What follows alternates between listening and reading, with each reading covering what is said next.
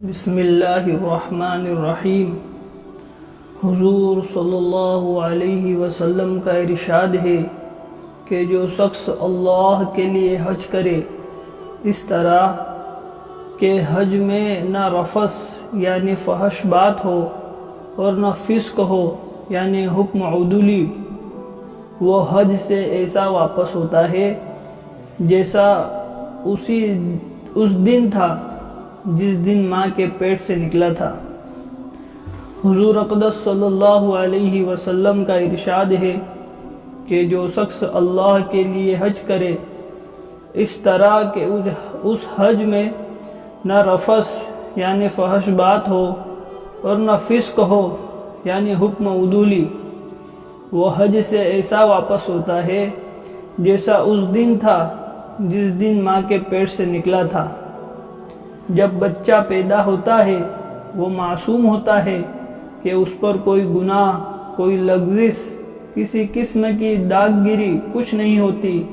یہی اثر اس حج کا ہے جو اللہ کے واسطے کیا جائے۔ علماء کے نزدیک اس قسم کی احادیث سے صغیرہ گناہ مراد ہوا کرتے ہیں، اگرچہ حج کے بارے میں جو روایت بکثرت وارد ہوئی ہے کہ ان کی وجہ سے بعض علماء کی یہ تحقیق ہے کہ حج سے صغیرہ کبیرہ گناہ معاف ہو جاتے ہیں۔ اس حدیث پاک میں 3 مضمون ذکر فرمائے ہیں۔ نمبر 1، اول یہ کہ اللہ کے واسطے حج کیا جائے، یعنی اس میں کوئی دنیاوی غرض، شہرت، ریا وغیرہ شامل نہ ہو۔ بہت سے لوگ شہرت اور عزت کی وجہ سے حج کرتے ہیں، وہ اتنا حرج اور خرچ ثواب کے اعتبار سے بیکار جائے کرتے ہیں۔ اگرچہ حج فرض اس طرح بھی ادا ہو جائیں گا، لیکن اگر محض اللہ کی رضا کی نیت ہو تو فرض ادا ہونے کے ساتھ کس قدر ثواب ملے کہ اتنی بڑی دولت کو محض چند لوگوں میں عزت کی نیت سے ضائع کر دینا کس قدر نقصان و خسارے کی بات ہے۔ ایک حدیث میں آیا ہے کہ قیامت کے قریب میری امت کے امیر لوگ تو حج محض سیر و تفریح کے ارادے سے کریں گے، گویا لندن و پیرس تو نہ جا سکے، حج ہی کی تفریح کر لی، یعنی حج کر کے گھوم کر آگے۔ اور میری امت کا متوسل طبقہ تجارت کی غرض سے حج کرے گا کہ تجارت کا مال کچھ ادھر سے لے گئے اور کچھ ادھر سے لے آئے۔ اور علماء کو شہرت کی وجہ سے حج کریں گے کہ فلاں مولانا 5 سے 10 حج کیے اور غربا بھی مانگنے کی غرض سے جائیں گے۔ علماء نے لکھا ہے کہ جو لوگ اجرت کے ساتھ حج بدل کرتے ہیں کہ اس حج سے کچھ دنیاوی نفع حاصل ہو جائے، وہ بھی اس میں داخل ہے کہ گویا حج کے ساتھ تجارت کر رہا ہے، جیسا کہ حدیث کے ذیل میں آ رہا ہے۔ دوسری حدیث میں آیا ہے کہ سلاطین اور بادشاہ تفریح کی نیت سے حج کریں گے، اور غنی لوگ تجارت کی غرض سے، اور فقراء سوال کی غرض سے، اور علماء شہرت کی وجہ سے حج کریں گے۔ ان دونوں حدیثوں میں کچھ تعارض نہیں۔ پہلی حدیث میں جو غنی بتائے گئے ان سے اعلیٰ درجے کے غنی مراد ہے، جن کو دوسری حدیث میں سلاطین سے تعبیر کیا ہے، اور جس کو اس حدیث میں غنی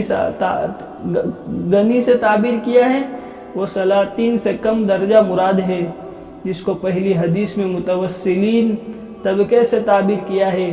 ایک حدیث میں ہے کہ حضرت عمر رضی اللہ تعالی عنہ صفا مروہ کے درمیان ایک مرتبہ تشریف فرما تھے۔ ایک جماعت آئی جو اپنے اونٹوں سے اتری اور بیت اللہ شریف کا طواف کیا۔ صفا مروہ کے درمیان حضرت عمر رضی اللہ تعالی عنہ نے ان سے دریافت کیا کہ تم کون لوگ ہو؟ انہوں نے عرض کیا کہ عراق کے لوگ ہیں۔ حضرت عمر رضی اللہ تعالیٰ نے فرمایا کہ یہاں کیسے آنا ہوا؟ انہوں نے عرض کیا کہ حج کے لیے۔ حضرت عمر رضی اللہ تعالیٰ نے فرمایا کوئی اور غرض تو نہ تھی؟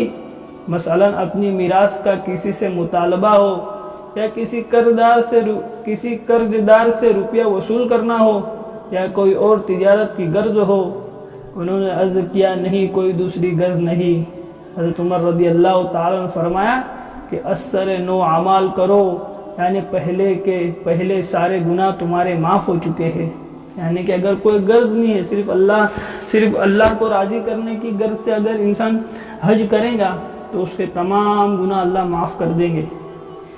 دوسری چیز حدیث بالا میں یہ ہے کہ اس میں رفث یعنی فحش بات نہ ہو۔ اس سے قبل قرآن پاک کی آیت شریفہ میں بھی یہ لفظ فلا رفث گزر چکا ہے۔ علماء نے لکھا ہے کہ یہ ایک ایسا جامع کلمہ ہے جس میں ہر قسم کی لغو اور بیہودہ بات داخل ہے، حتیٰ کہ بیوی کے سامنے صحبت کا ذکر کرنا بھی داخل ہے، حتیٰ کہ اس قسم کی بات کا آنکھ سے یا ہاتھ سے اشارہ کرنا داخل ہے کہ اس قسم کا ذکر شہوت کو ابھارتا ہے۔ نمبر 3، تیسری چیز جو اس حدیث پاک میں ذکر کی گئی وہ فسوق یعنی حکم عدولی نہ ہونا ہے۔ یہ بھی قرآن پاک کی آیت مذکورہ میں گزر چکا ہے۔ علماء نے لکھا ہے کہ یہ بھی ایک جامع کلمہ ہے جو اللہ جل شانہ کی ہر قسم کی نافرمانی میں شامل ہے۔ اس میں جھگڑا کرنا بھی داخل ہے۔ یہ بھی حکم عدولی ہے۔ نبی اکرم صلی اللہ علیہ وسلم نے ایک حدیث پاک میں ارشاد فرمایا کہ حج کی خوبی نرم کلام ہے، نرم کلام کرنا اور لوگوں کو کھانا کھلانا ہے، لہذا کسی سے سختی سے گفتگو کرنا نرم کلامی کے منافی ہے۔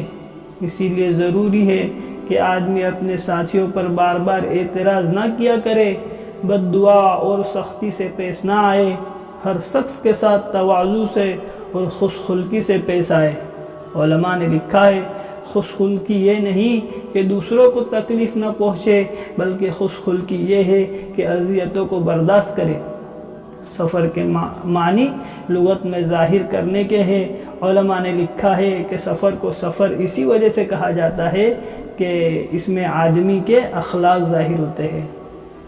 سبحان اللہ و بحمدہ، سبحانک اللہم و بحمدک۔